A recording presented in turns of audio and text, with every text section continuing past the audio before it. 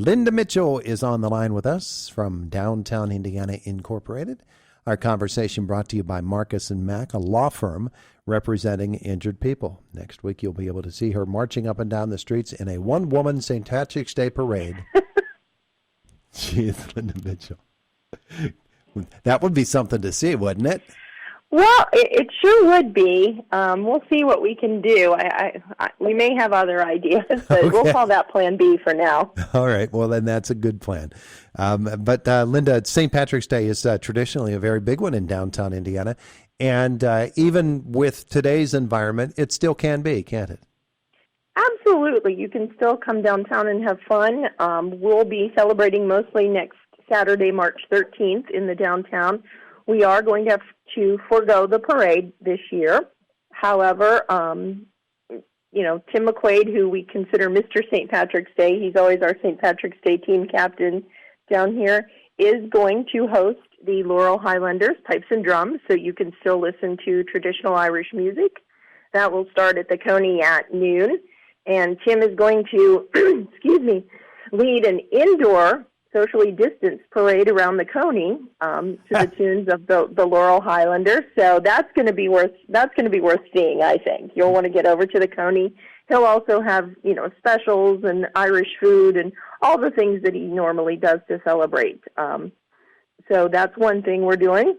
Mm-hmm. And then at 11, we're having our Wee Lads and Lassies Leprechaun look-alike contest at Spaghetti Benders. They've always been the host for that. So if you have some wee lads and lassies who want to dress up like leprechauns and perhaps win some prizes, check in at Spaghetti Benders at 11 a.m. on the 13th.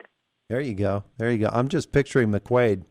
And it's not hard for me to picture McQuaid leading the parade around the Coney. That guy has fun, doesn't he? He loves this day. He loves St. Patrick's Day. He loves celebrating. He loves the downtown. So, yes, I'm sure it's going to be a lot of fun at the Coney. And a lot of our stores will also have sales, specials. William and Mary gift shop are going to have a pot of gold discount. I know Casa Jalisco, even though they traditionally serve Mexican food, is going to have some drink specials that day. Woody Lodge is going to have some green wine slushies, so that's something you want to check out. And all the other stores will have something special or a discount, a sale.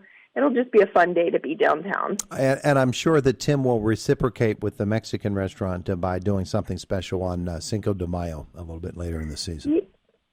He just might. We'll have to plant that seed now and see what he comes up with. Yeah, absolutely. So with downtown Indiana getting set to look into the spring along with the rest of us and enjoying the return to the outdoors a little bit more, I'm sure that there's a lot of planning going on in a number of different areas. Yes, so we're planning our events. We have, as I said, St. Patrick's Day. The next weekend, March 20th, is our Downtown Indiana Bunny Trail. So we will have the Easter Bunny here, and we will have children can go door to door at our participating downtown businesses and collect Easter eggs filled with candy. That'll be 10 to noon. The last time we did it, we had a really good turnout. It was a beautiful day. The children had a lot of fun. So I'll be in front of the library with the Easter Bunny. If anyone wants to stop by for photos and a list of the stops, they're certainly welcome to do that. The Easter Bunny will be happy to take photos with children, and then they can take off and go along the bunny trail and collect their eggs filled with candy, and that has always been a lot of fun. And then looking ahead, we're planning some outdoor events with the arts and music in April, and we're also talking about your favorite, Todd, flower baskets. Joyce and I have already started talking about them with the good folks at Earthcraft Landscaping, so we're already on the job. Yeah. And when Joyce gets on the job, the job's going to get done.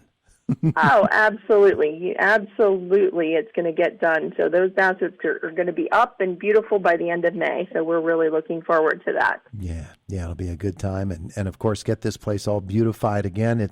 It has weathered the winter very, very well, and so people are really looking forward to getting out. And of course, the Downtown Indiana organization as a whole continues to plan for events that can take all summer long, because they take a while to plan these things, and plans can change, especially in this environment. So everybody going to do things as safely as possible. Absolutely. We're trying to utilize more of our outdoor space. So we're starting a series called the Third Thursdays in April, where we're going to encourage people to, get takeout and maybe sit outdoors. We're going to have live music in IRMC Park, and then we're going to have our first arts walk on April 17th, which is a Saturday. So folks can move at their own pace to the different stops, and they can, if they want to stop and have lunch along the way or get a coffee or do some shopping, they'll have plenty of time to do that. It's self-paced, but it will take you through different stops downtown to highlight our arts community. The Artist Hand is participating. The Historical Society is participating. We'll have music again. We'll have artists on hand to talk about what they do. So that'll be a lot of fun as well. It's been such a difficult year, and here we are pretty much on the 1-year anniversary of what went down with the pandemic and how it has affected so many downtown businesses. We think most of all of the restaurants that service so many people downtown Indiana, but all businesses affected in downtown, and it's been a struggle for many of them. It's pretty impressive how Indiana County and Indiana Borough residents have really taken up the cause and reaching out to help those businesses. Not all of them are going to make it all the way through, but everybody's doing their best. Yes, everyone has been very resilient and very creative in changing their businesses to adapt to these new circumstances that we, totally, who could have seen this coming? And the borough has been incredibly supportive. Michael Foote, the borough manager, and borough council have been incredibly supportive of, being flexible with things like outdoor dining and different permitting options. So everyone's pulling together. I know that right now there are some opportunities for funding for businesses. I encourage them all to look at the Indiana County Office of Planning and Development page to learn more about the CHIRP program, which is specifically for restaurants. It's a recovery program specifically to provide grants between $5,000 and $50,000 to restaurants, people in the hospitality industry, and they can find more information at icopd.org. And also, we're in the second round of the PPP loans right now. So that's another thing that we encourage businesses to check out. Linda Mitchell with us from downtown Indiana. We talk about things happening in the downtown. Linda, it's, I don't know, maybe 10 years since we were looking at all the different revitalization projects that were going on in downtown Indiana. And those things were finally completed. And it's a real showcase. I can't remember who it was I was listening to earlier this week talking about how coming to downtown Indiana, seeing how beautiful the place is, and it just makes you want to tear up roots and set them down here in Indiana. Do you hear from other towns that are about to go through or want to go through revitalization projects such as ours because they've heard that Indiana's was so successful? Not often, but I'm sure that that has happened along the way. Hasty Kinter was very involved in that when it was happening, so I'm sure people have reached out to her to find out how we did it, what we did, how it all went. So we are a model to others in that we successfully did it. We redid a lot of the infrastructure of the downtown from what's under the street to what's above the street, and it really is a showpiece. It really is beautiful, and I do get compliments all the time from people who've come here from other towns or other places about how clean our downtown is, how beautiful it is, how friendly everyone is, how it's just, the quintessential, very traditional downtown of shops and restaurants. So it is something that people notice and appreciate when they're here. Yeah, and this being March, of course, spring break would traditionally be happening. There's no spring break per se at IUP this year, but then the IU Patties event is something that draws a lot of people to downtown Indiana.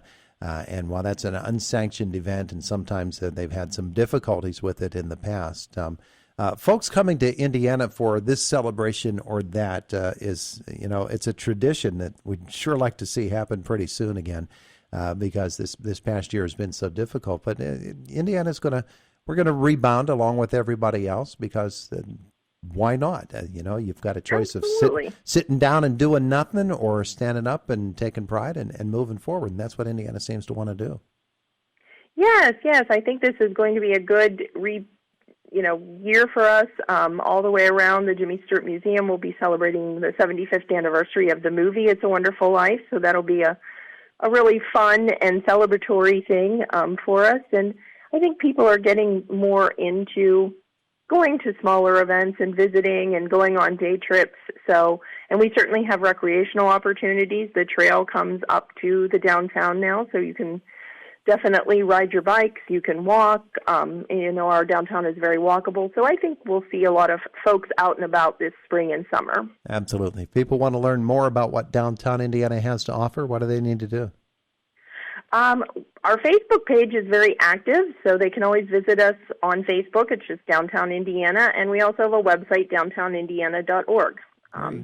And we try to keep that as up-to-date as possible, but those are our ways to get in touch with us and find out what's happening and find out more about our events and the times and where to be and what's going to happen. Terrific stuff. She's Linda Mitchell, Downtown Indiana. Thanks for spending some time with us. Thank you, Todd. Have a wonderful day. You too. Bye. You too.